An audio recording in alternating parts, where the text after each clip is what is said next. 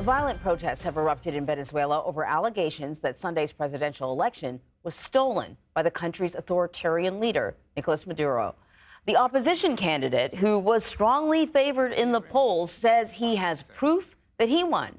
Lilia Luciano is the only U.S. network correspondent in Venezuela. It was widespread chaos on the streets of Venezuela Monday,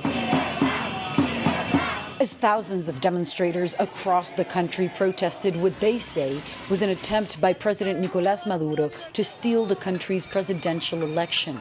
We were there as a brawl erupted in the capital in Caracas. A group of protesters in the front of the line throwing the canisters of tear gas back at police.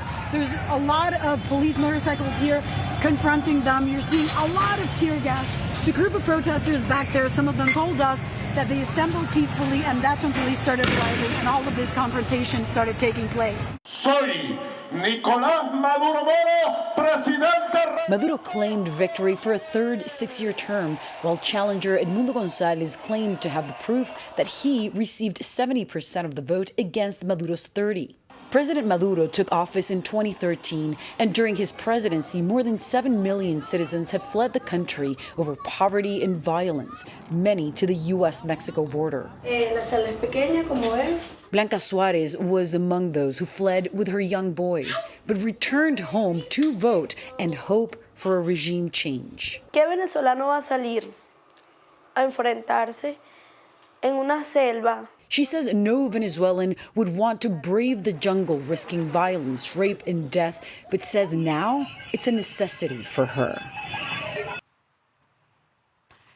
So, Anne-Marie, I mean, the protests that you saw, that was during the day. Overnight, things really escalated all across Venezuela. There were violent clashes. There's at least one person who's been reported dead. There have been dozens of arrests.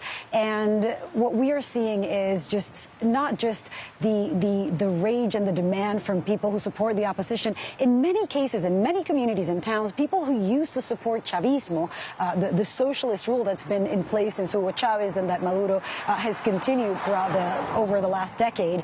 We saw people taking down statues of Hugo Chavez, burning and taking down those posters, the propaganda from the campaign. And today, the opposition, who has created a website where we have tried to access, but it keeps crashing, they created a website so that people could go in and verify those results, the proof that they're saying that shows that it was Edmundo González Urrutia who won, have also called on peaceful manifestation to take place at 11 a.m. Near the United States building here in Caracas.